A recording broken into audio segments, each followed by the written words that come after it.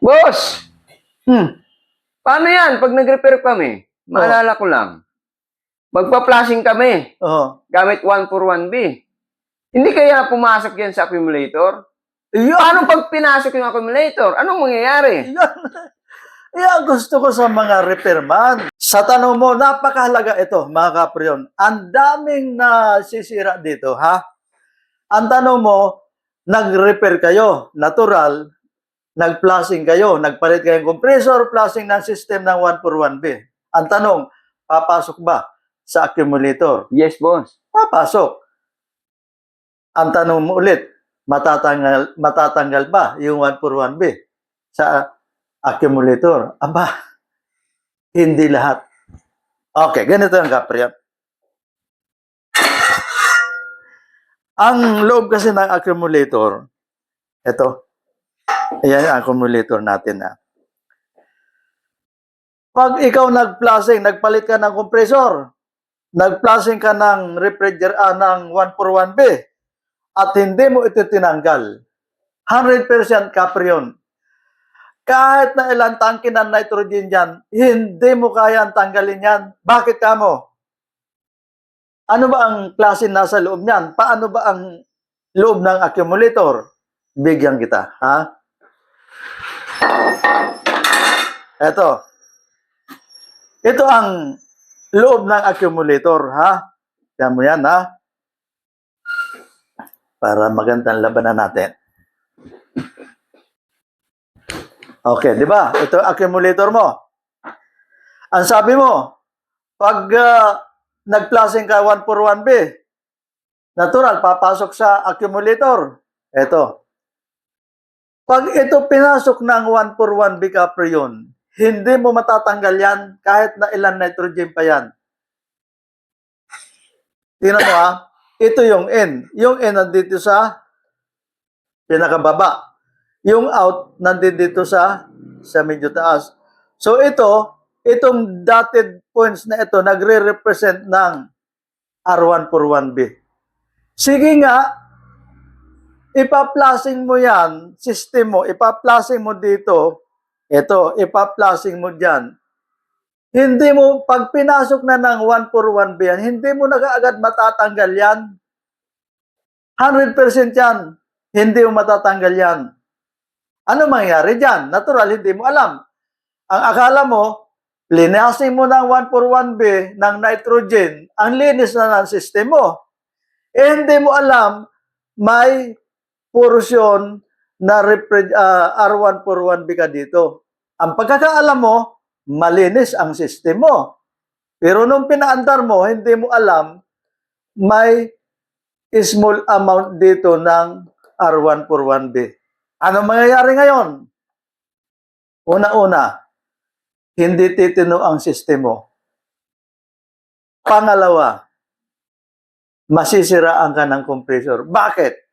Eh yung 141B, sasama si system, papasok yung 141B with refrigerant, papasok sa compressor mo. Ano mangyayari sa compressor mo? Yung viscosity, yung lubrication contents, dahil tutunawin ng 141B. Ano yung components ng 141B? Tetrachloromethane. So, tutunawin yan. Compressor mo. Ano ang the best na gagawin? Nangyari na ito, mga kapryon. Kuminsan talaga sa mga teknisyan, kasi kuminsan, yung bang akala nila laging tama, kuminsan hindi nakikinig. Ito yan. Nangyari na yan. Nag-flushing sila, hindi tinanggal ito. At itong accumulator na ito, hindi na kailangan palitan yan. Papalitan mo lang yan kung may leak, kung corroded na yan. Pero kung walang leak naman yan, bakit mo papalitan yan? Ang gagawin mo dyan para maklining mo yan. Ito. Dahil dati sa drawing natin, ganyan. So, para matanggal mo, babarinahan mo yan. Kapryon, ha? Babarinahan mo yan. Pag binarinahan mo yan, may butas na. ipa-plasing mo, lalabas dito yung 141B. Pagkatapos mo ma-plasing, i-welding mo lang. Then, plasing ulit. Tapos, ang procedure natin. So, iyan ang trabaho ng accumulator natin. Kaya kung minsan, marami din ng mga teknisan kung minsan, yung bang banat ng banat, kaya dapat pag nag-plasing ka mga kapryo ng system, ng 141B, i-separate mo to. Yung connection mo, mga pipings connections mo, fittings papunta sa system, i-segregate mo na. Lalo na mga kapryon, sa mga rehabilitations and repair ng mga BRF, BRB. Ang lalaki mga accumulator niyan, nagkasing laki ng mga compressor niyan. Eh kung magpa-plasing ka, palit ka ng compressor, plasing na 141B, at hindi mo, nako, sasakit ulo mo dyan. Tatanungin ng customer, ano ba talaga kuya? May pag-asa pa ba yan?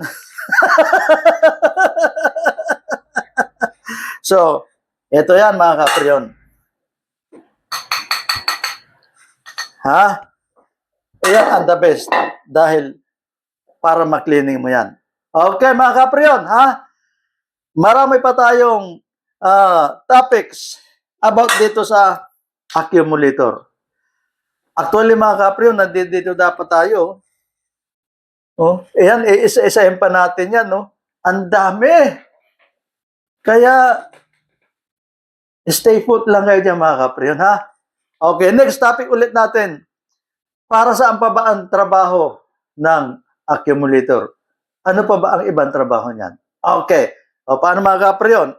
Baka maputol na naman to, ha? Hanggang dito na muna. And, bye-bye. God bless.